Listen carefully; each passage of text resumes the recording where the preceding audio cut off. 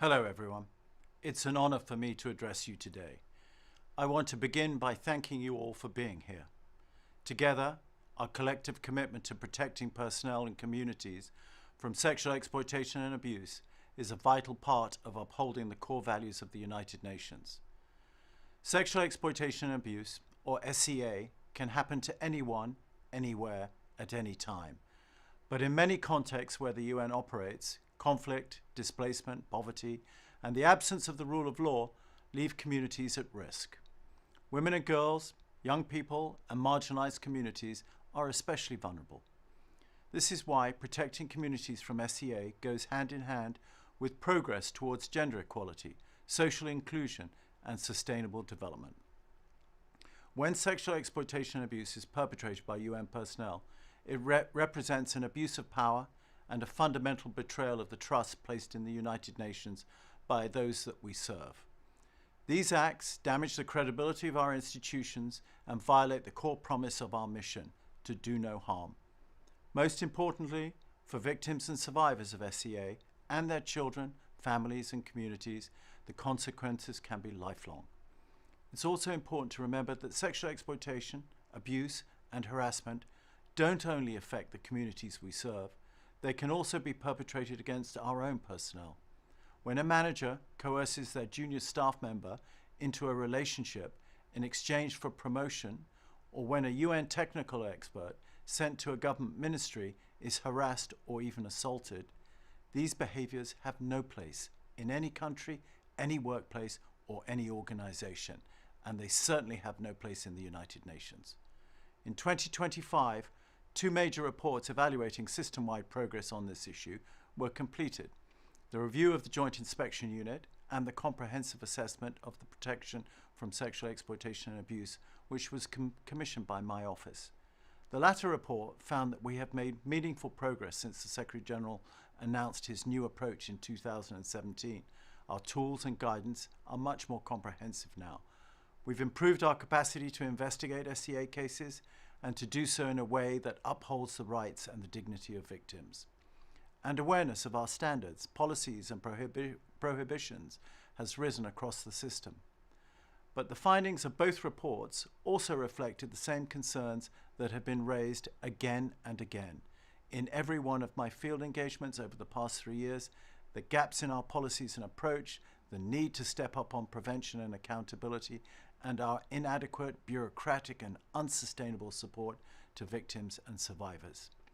Every country continues to grapple with these challenges. In last year's annual survey on PSEA, approximately 13% of respondents indicated that they could not report SEA without fearing retaliation for doing so. That's nearly 8,500 colleagues. And among those who knew about cases of sexual exploitation and abuse last year but chose not to report, the numbers are even higher.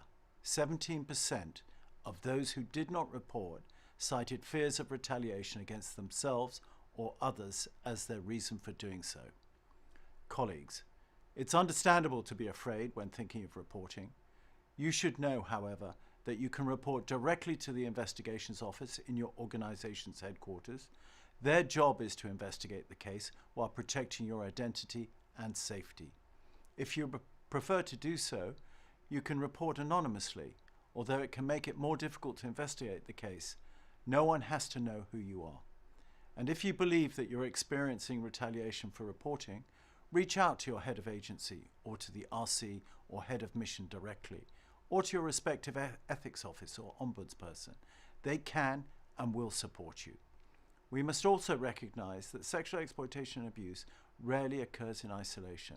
It is often accompanied by other forms of abuse of power. If you've witnessed or heard about abuses of power, make sure you document the incident. Again, don't be afraid to reach out to your head of agency, the RC or the head of mission, the Ombuds office or the ethics office for their support. Managers and leaders at every level, you must take swift and decisive action to address concerns and to champion a safe, respectful and ethical work environment for all. Far too often, I've seen leadership fail to do this and close their eyes to these issues. Please remember, it's your responsibility to create a safe and dignified work environment.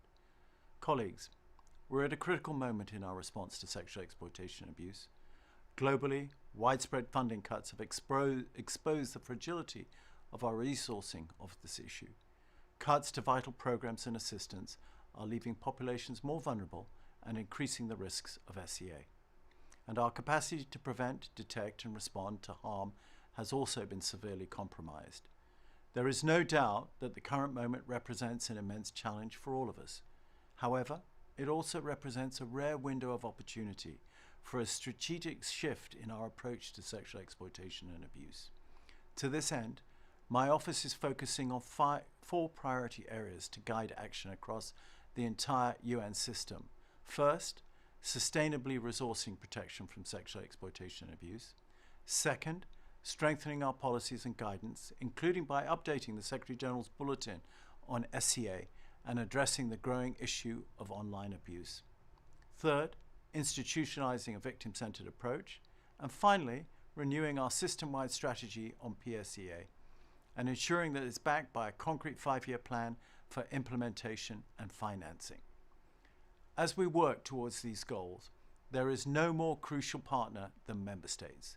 To be clear, protection from sexual exploitation and abuse is ultimately a sovereign issue. Governments are responsible for protecting the people within their borders and for developing strong and effective legal and institutional frameworks to address this issue.